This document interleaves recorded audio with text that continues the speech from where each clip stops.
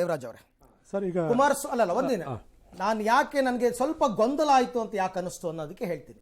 ನಿನ್ನೆ ಡಿ.ಕೆ. ಶಿವಕುಮಾರ್ ಅವರು ನಮ್ಮ ಸಮುದಾಯದ ಮುಖ್ಯಮಂತ್ರಿಗಳನ್ನ ಬಿಜೆಪಿ ಅವ್ರು ತೆಗೆದ್ರು, ಅವ್ರನ್ನ ಜೊತೆ ಸೇರಿಸ್ಕೊಂಡು ನೀವು ಮಠಕ್ಕೆ ಹೋಗಿದ್ದೀರಾ, ಸ್ವಾಮಿಗಳು ಪ್ರಶ್ನೆ ಮಾಡಬೇಕಾಗಿತ್ತು ಅಂತ ಒಂದು ಕಡೆ ಕೇಳ್ತಾರೆ. ಇವತ್ತು ಅದೇ ಸಮುದಾಯದ ಚೆಲುವರಾಯ ಸ್ವಾಮಿ ಅವರು ಕುಮಾರಸ್ವಾಮಿ ಮೇಲೆ ಟೆಲಿಫೋನ್ ಕದ್ದಾಲಿಕೆ ಆರೋಪ ಮಾಡ್ತಾರೆ. ಅಂದ್ರೆ ಅವರ ನಿಲುವಿನಲ್ಲಿ ದ್ವಂದ್ವ ಇದೆ, ಅದನ್ನ ಹೇಳಿಕೊಟ್ಟೆ ಸರ್. ಮಾನ್ಯ ಚಲುವರಾಯ ಸ್ವಾಮಿ ಅವರ ನಿಲುವಲ್ಲಿ ಎಷ್ಟು ದ್ವಂದ್ವ ಇದೆ ಅನ್ನೋದನ್ನೇ ಹೇಳಿಕೊಟ್ಟಾಗ ಇವರು ಅಡ್ಡಿಪಡ್ತಿದ್ದು. ಈಗ ಸನ್ಮಾನ್ಯ ಚಲುವರಾಯ ಸ್ವಾಮಿ ಅವರ ನೈತಿಕತೆ ಬಗ್ಗೆ ಒಂದೇ ಒಂದು ಪ್ರಶ್ನೆ ಕೇಳ್ತೀನಿ. 2015ರಲ್ಲಿ ನಮ್ಮ ಪಕ್ಷದ ಅವರು ಶಾಸಕರು ನಮ್ಮ ಪಕ್ಷದಲ್ಲಿ ಇದ್ಕೊಂಡು ಕಾಂಗ್ರೆಸ್ ಪಕ್ಷದ ರಾಜ್ಯಸಭಾ ಸದಸ್ಯರಿಗೆ ಓಟ್ ಹಾಕಿದ್ರಲ್ಲ, ನಾಚಿಕೆ ಅನ್ಸಲ್ವಾ ಅವರಿಗೆ? ಅವ್ರಿಗೇನು ಇರ್ಲಿಲ್ವಾ? ಒಂದು ಆತ್ಮವಂಚನೆ ಮಾಡ್ಕೊಳ್ಳಿಲ್ವಾ ಅವತ್ತು? ಸರ್, ಅಂತಹ ಆತ್ಮವಂಚನೆ ಮಾಡ್ಕೊಂಡಿರ್ತಕ್ಕಂಥ ವ್ಯಕ್ತಿ ಸತ್ಯವನ್ನೇ ಹೇಳಲಿಕ್ಕೆ ಸಾಧ್ಯ ಆಗುತ್ತೆ? ಎಲ್ಲಿ ಹೇಳಲಿಕ್ಕೆ ಸಾಧ್ಯ ಆಗುತ್ತೆ? ಒಂದಾಯ್ತು ಸರ್, ನೋಡಿ ಸರ್, ನೋಡಿ ಹೆಂಗ ಅಡ್ಡಪಡಿಸ್ತಾರೆ, ಹೆಂಗ ಉರಿ ಶುರುವಾಗುತ್ತೆ ನೋಡಿ, ಇವ್ರಿಗೆ ಉರಿ ಶುರುವಾಗುತ್ತೆ. ಸತ್ಯ ಹೇಳಿದ್ರೆ ಉರಿ ಶುರುವಾಗುತ್ತೆ. ಕಾಂಗ್ರೆಸ್ ಬರೀ ಸುಳ್ಳಿನ ಪಕ್ಷ ಇದು. ನೋಡಿ ಹೆಂಗ ಉರಿ ಶುರುವಾಗುತ್ತೆ, ಉರಿ ಶುರುವಾಗುತ್ತೆ ಇವ್ರಿಗೆ. ಸತ್ಯ ಹೇಳಕ್ಕೆ ಬಿಡೋದಿಲ್ಲ ಸರ್. ಅರವಿಂದ್ ಅವರೇ, ಈಗ ಅವರೇ ಮಾತಾಡ್ತಾರೆ ಅಂತ ಅಂದ್ರೆ ಅಲ್ಲಿಗೆ ಅವಾಗ ಬಂದ್ರಲ್ಲ ಜೆಡಿಎಸ್ ಇಂದ ಎಲ್ಲರೂ ದುಡ್ಡುಗೋಸ್ಕರನೇ ಬಂದಿದ್ದಾರೆ.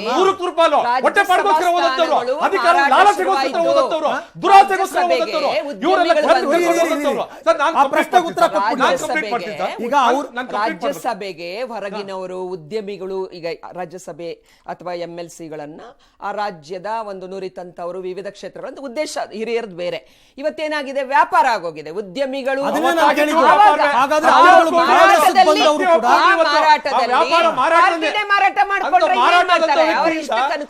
ಮಾರಾಟ ಆದಂತ ವ್ಯಕ್ತಿಯಿಂದ ಸತ್ಯವನ್ನು ನಾವು ಅಪೇಕ್ಷೆ ಪಡಲಿಕ್ಕೆ ಸಾಧ್ಯ ಇಲ್ಲ. ಈಗ ನನ್ನ ಸಹೋದರಿ ಹೇಳಿದ್ರು ಮಂಡ್ಯಗೆ ಒಬ್ಬ ಸಾಧಾರಣ ವ್ಯಕ್ತಿಯನ್ನು ಕರ್ಕೊಂಡು ನಿಲ್ಸಿದೀವಿ ಅಂತ. ಸರ್, ಒಬ್ಬ ಸಾಧಾರಣ ವ್ಯಕ್ತಿ ಇವತ್ತು ದಿವಸ ಮಂಡ್ಯ ಜಿಲ್ಲೆಯಲ್ಲಿ ಹರಿತಕ್ಕಂಥ ಕಾವೇರಿ ನದಿಯ ಎಲ್ಲ ಇಕ್ಕೆಲುಗಳ ಏನ್ ಚಾನೆಲ್ಗಳಿವೆಯಲ್ಲ, ಅದನ್ನು ದುರಸ್ತಿ ಮಾಡ್ಲಿಕ್ಕೋಸ್ಕರ 300 ಕೋಟಿ ಕೆಲಸವನ್ನು ತಗೊಂಡು 100 ಕೋಟಿ LOC ತಗೊಂಡಿದ್ದಾರೆ ಈ ಚುನಾವಣೆಯನ್ನು ಎದುರಿಸಲಿಕ್ಕೋಸ್ಕರ. ಅಂತಹ ಮಹಾನ್ ಭಾವ, ಸಾಮಾನ್ಯ ವ್ಯಕ್ತಿ, ಒಂದು ದಿವಸ ರಾಜಕಾರಣಕ್ಕೆ ಬಂದಂತವರಲ್ಲ. ಅದೇ ರಾಹುಲ್ ಗಾಂಧಿ ಅವರು ಡೆಲ್ಲಿಯಿಂದ ಟಿಕೆಟ್ ಕೊಟ್ಟಿರೋದು ನಾನ್ ಪ್ರಶ್ನೆ ಅವ್ರು ಹೇಳಿದ್ದಕ್ಕೆ ಸಾಮಾನ್ಯ ವ್ಯಕ್ತಿ, ಅವ್ರು ಸಾಮಾನ್ಯ ಅಲ್ಲ ಅಸಮಾನ ವ್ಯಕ್ತಿ ಅಂತ ಹೇಳೋದು ಹೇಳಲಿಕ್ಕೆ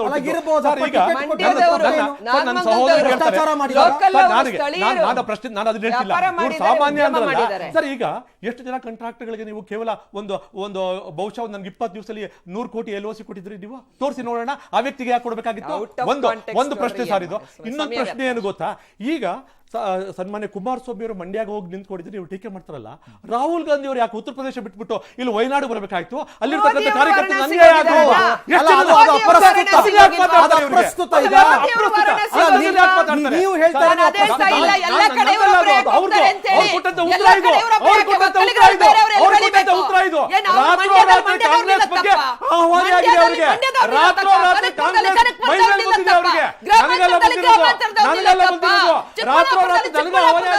ಇದು ವಲಸಿಗರು ಅಂತಕ್ಕಂಥದ್ದು.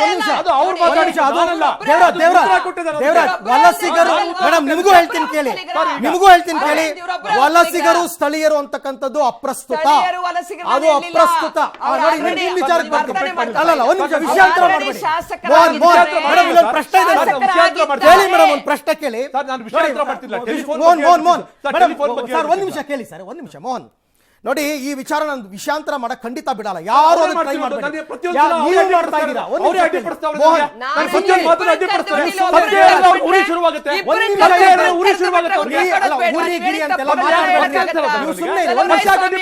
ನೋಡಿ, ಟೆಲಿಫೋನ್ ಕದ್ದಾಲಿಕೆ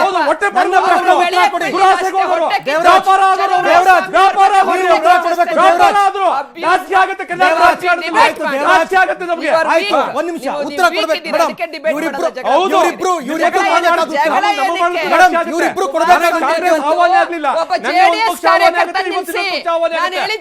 ಆಲ್ರೆಡಿ ಶಾಸಕರಿದ್ದಾರೆ, ಪ್ರತಿ ಸಂದರ್ಭದಲ್ಲಿ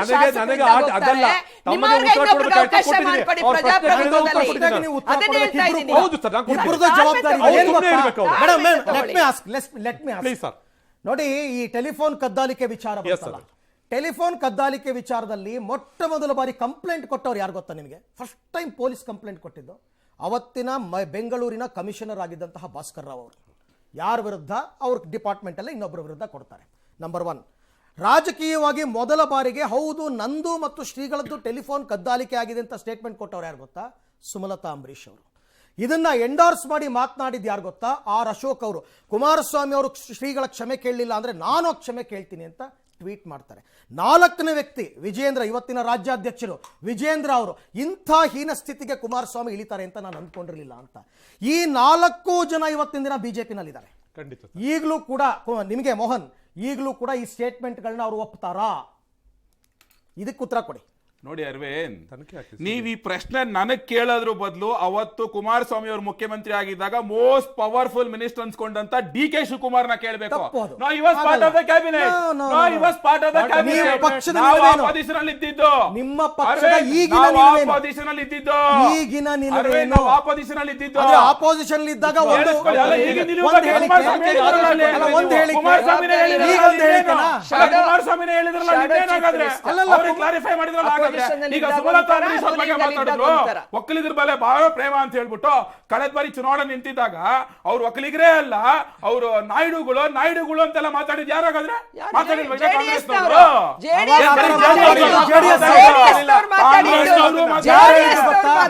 ಶಿವರಾಮೇಗೌಡರು ಹೇಳಿದ್ದು ನಾನು ಹೇಳ್ತೀನಿ ಕೇಳಿ.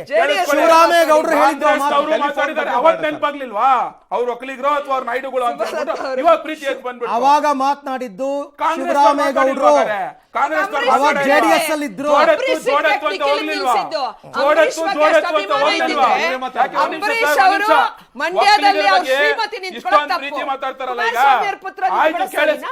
ಕೇಳಿಸ್ಕೊಳ್ಳಿ ಮೇಡಮ್. ಕೇಳ್ಬಾರ್ದಾ? ಈಗ ಕೆಂಗಲ್ ಹನುಮಂತಯ್ಯನವ್ರನ್ನ ಯಾರು ಕೆಳಗಿಳಿಸಿದಾಗಾದ್ರೆ? ನಿಮ್ಮದೇ ಪಕ್ಷದವರು 26 ಜನ ಶಾಸಕರು ಅವತ್ತು ಅವ್ರ ವಿರುದ್ಧ ನೋ ಕಾನ್ಫಿಡೆನ್ಸ್ ಮೋಷನ್ ಮಾಡಿ, ಹಾಗಾದ್ರೆ ಅವ್ರ ಒಕ್ಕಲಿಗರಿಗೆ ನಿಮ್ ಪಕ್ಷ ಒಳಗಡೆ ಮೋಸ ಮಾಡ್ಲಿಲ್ವಾ? ದೇವೇಗೌಡರನ್ನ ಪ್ರೈಮ್ ಮಿನಿಸ್ಟರ್ ಪ್ರೈಮ್ ಮಿನಿಸ್ಟರ್ ಮಾಡಿದ್ದು ಕೆಳಗೆ ಕಾಂಗ್ರೆಸ್. ಇಳಿಸಿದ್ದಾರೆ. ದೇವೇಗೌಡರನ್ನ ಯಾರು? ಯಾಕೆ ಇಳಿಸಿದ್ರು? ಯಾಕೆ ಇಳಿಸಿದ್ರು? Okay, fine.